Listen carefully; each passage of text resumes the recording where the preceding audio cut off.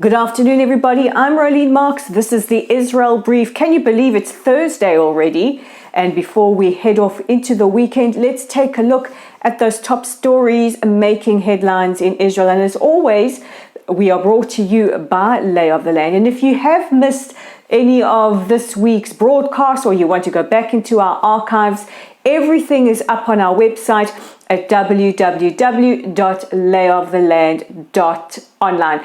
And if you want to receive our weekly newsletter, all you have to do is be in contact with us via our website or even via Facebook. But let's take a look at those top stories. And last night it was announced yet again that the bodies of 2 hostages had been located inside the Gaza Strip and retrieved by the IDF. Kibbutz Nir Yitzchak announced the death of Tal Chaimi, one of their residents. He was 41 years old.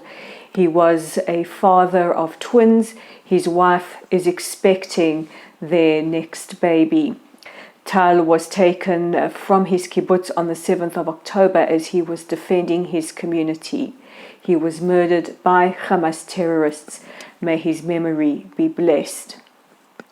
The other hostage that was found murdered is Tanzanian national Joshua Molel.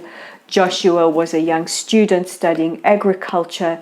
He was here in Israel on an agricultural program, learning from our extraordinary farmers in the south, the techniques around dairy farming. His father appealed for the last 2 months for his son to be released and is on his way to retrieve Joshua's body. Joshua was a young guy whose only crime was to visit Israel and learn some techniques before he was brutally kidnapped from the kibbutz he was staying on the 7th of October. May his memory be blessed. Our thoughts and prayers are also with the people of Tanzania. This horrific crime against humanity that took place on the 7th of October wasn't just an attack on Israel, it was an attack on the world and anyone who believes in the values of freedom, democracy, and equality for all. A short while ago, the IDF, along with the ISA, that's Israel Security Association, or some of you might know it as the Shin Bet, announced that they had arrested or taken into custody at least 70 Hamas terrorists who had surrendered to them from the Kamal Adwan hospital. They walked out of the hospital with their weapons up in the air. There has been quite a lot of controversy because of pictures showing those Hamas terrorists who have surrendered or have been captured, stripped down to their underwear. So these men were stripped to their trousers. Their tops were taken off. This is a common procedure in war where the enemy is known to place suicide vests or bombs on their persons. They've now been taken to Unit 504 and the ISA for questioning. Now, what is very interesting is that these terrorists were in the Kamal Adwan hospital. Now, this is, I think, the 3rd or 4th hospital that we know for sure, along with Shifa, Rantisi, the Indonesian hospital, and others that have been used by Hamas terrorists as human shields.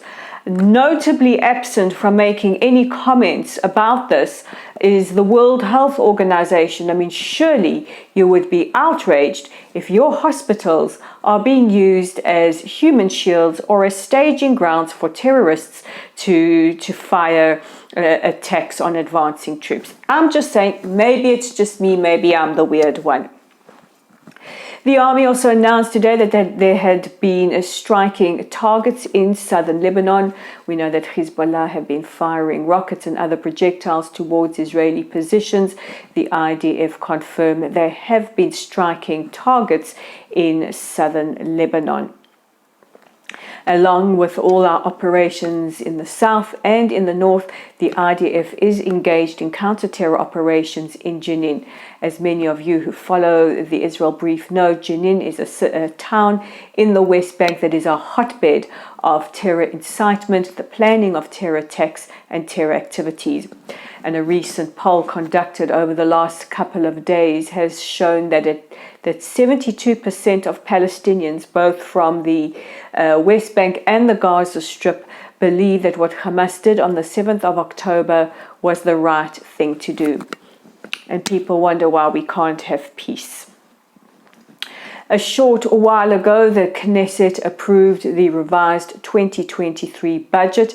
It has been revised because we are in a state of war, and budget allocations have gone towards the military. This is a very, very important development, because if a budget is not passed, this immediately collapses the government and sends Israel to elections. I think the last thing we need right now in the middle of a war is another election.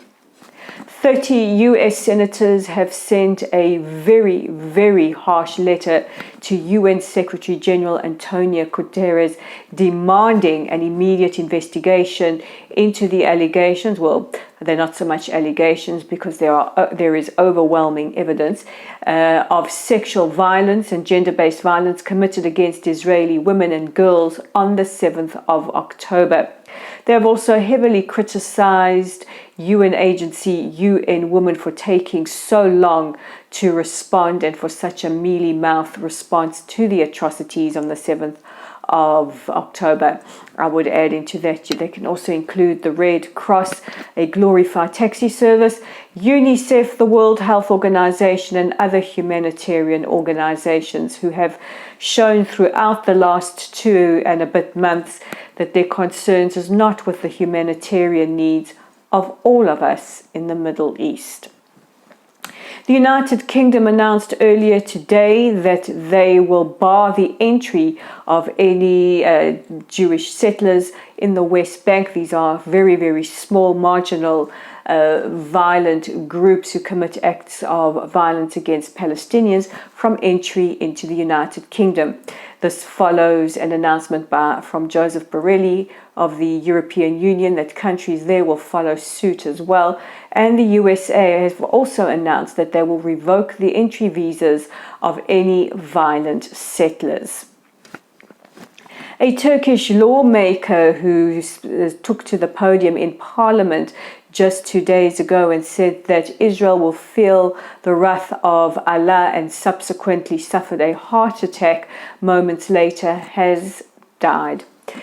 Turkey, who Israel has had very, very tense relations within the last decade or so, managed to get past that and now have seen relations deteriorate again, has been extremely critical of Israel's war against Hamas. In fact, Erdogan, the president of Turkey, referred to Hamas as freedom fighters. I guess they are also freedom rapists and freedom butchers. And that brings me to the end of today's edition of the Israel Brief. Don't forget to check out our website at www.layoftheland.online.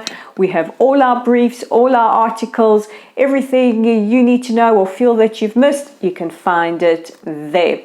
Our YouTube channel, as always, is at the Israel Brief. If you like our content, please hit that red subscribe button. And also, because we know we are fighting a media war out there, a narrative war, if you could share our content, get other people to subscribe as well, that would be hugely appreciated. We are on Facebook at LOTLSITE, so that's at Lytle Site. And of course, we're on X at Lay of the Land 5. I'm Rolene Marks. I want to wish you all a peaceful, a restful weekend. Shabbat Shalom wherever you are. I will see you again on Monday. And remember, as I always say, take care of yourselves and each other.